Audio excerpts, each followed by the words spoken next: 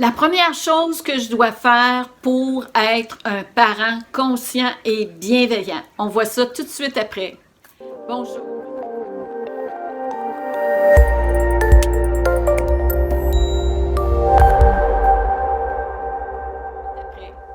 Bonjour, Monique Desjardins pour Parents, Famille, Couple conscient et bienveillant. Alors oui, des fois, on peut se demander quelle est la première chose que je dois faire. Je vous ai fait une vidéo où est-ce que je vous ai montré le modèle d'Olson, où est-ce qu'on voit les familles les plus résilientes, puis je vous indiquais dans le fond qu'il faut savoir où on est pour être capable d'aller vers ce qu'on souhaite. Alors, parce que si on souhaite être là, mais qu'on ne sait pas si on est là ou là ou là ou là, bien, on va avoir beaucoup de difficultés à faire une démarche qui est concise, constante, puis qu'on n'abandonnera pas en cours de route. Alors, la première chose à faire, c'est de développer la position d'observateur, d'avoir la connexion avec notre lobe frontal pour être capable de s'observer, pas s'observer de façon jugeante et de se taper sur la tête. Non, je pense qu'il faut être bienveillant. Plus nous sommes doux avec nous-mêmes, plus nous sommes bienveillants, plus on fait des petits pas par petits pas et plus nous avons de chances d'accéder à ce que nous souhaitons. Anciennement, c'était de se flageller, d'être dur envers soi, puis c'était la mentalité, sauf que l'on sait maintenant que c'est pas comme ça que ça fonctionne. Pour être capable de sortir de notre zone de confort, même si notre zone de confort est très inconfortable. On le sait, tout le monde.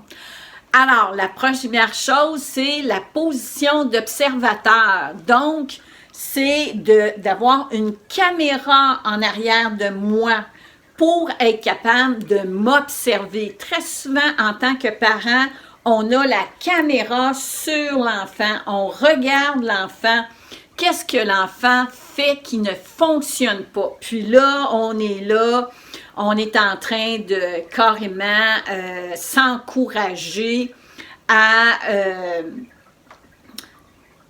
développer du stress envers lui, pour ne pas dire de la frustration, de la colère, de l'irritation, puis même à un moment donné, là, ça peut même se transformer en ressentiment, puis ça, là, c'est des fois, ben, il y a des mauvaises pensées, puis là, ben, ça nous poursuit, puis on va même des fois avoir des problèmes de sommeil parce que, vous savez, la fleur de la résilience, c'est pas vrai que si je vis une problématique avec mon enfant à la maison, que ça va rester là. On a beaucoup de difficultés, puis le stress, notre biologie ne se transforme pas comme ça, hein, où est-ce qu'on devient en top shape, rendu au travail. Alors, notre biologie se poursuit, les heures qui suivent, donc, surtout si on dort mal, tout ça. Alors, c'est important de cesser de mettre la caméra sur l'enfant seulement et de responsabiliser seulement l'enfant, puis de dire que l'enfant fait partie d'un système, hein, vous savez.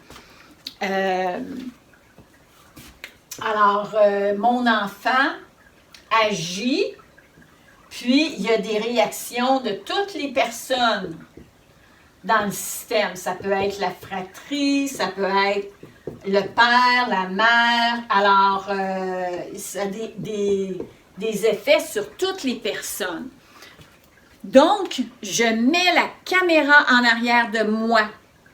Est-ce qu'il se peut, sans le savoir, inconsciemment, que j'encourage le comportement que je n'aime pas chez mon enfant? Est-ce qu'il se peut, sans le savoir, que, c'est ça, je l'encourage puis même, c'est moi qui l'occasionne, de par ma relation, de par le lien d'attachement que j'ai avec mon enfant.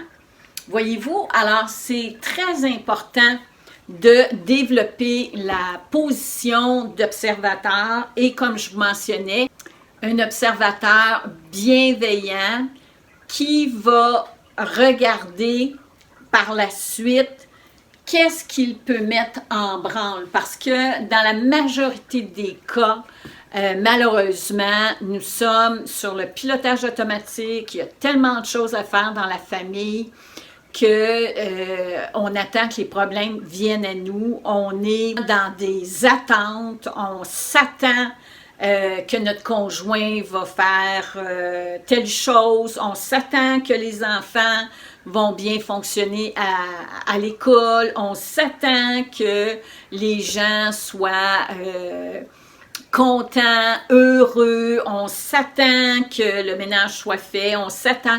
Puis ça occasionne beaucoup de frustration. Alors, c'est d'arrêter d'être dans les attentes puis de se dire, ben, il ne devrait pas faire de crise, mon enfant devrait bien faire, bien travailler à l'école, mon enfant devrait être motivé constamment, il ne devrait pas y avoir de chicane, de conflit à la maison, ça devrait être comme ça, puis il devrait bien fonctionner, puis ça devrait toujours être au meilleur de lui-même, voyez-vous? Puis c'est tellement pas ça la réalité. C'est comme si on idéalisait notre vie, les situations, puis alors c'est de revenir ici et maintenant, hein, d'être bon envers soi, d'arrêter les attentes, puis de voir, OK, présentement mon enfant est démotivé.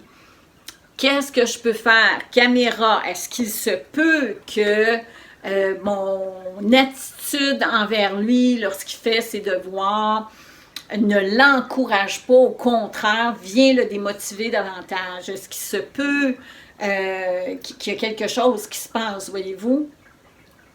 Et après ça, c'est de prendre des décisions, de se faire un plan dans notre tête. Ça peut être aussi, si vous me mettez des problématiques sous la vidéo, je vais pouvoir vous faire, parce que moi j'appelle ça les escaliers d'apprentissage. Alors c'est comment faire monter les marches à mon enfant pour arriver à notre objectif. Vous voyez? Sauf que on le sait très bien, il y a des fois que l'enfant n'est pas motivé du tout, que ça ne fait pas partie de sa sphère de motivation, de plaisir, d'intérêt.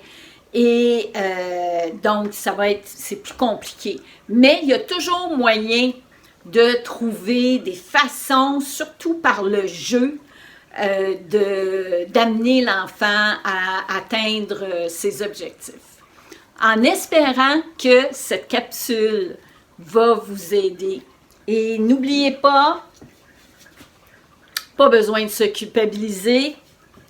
On est bon, on est capable. À la prochaine!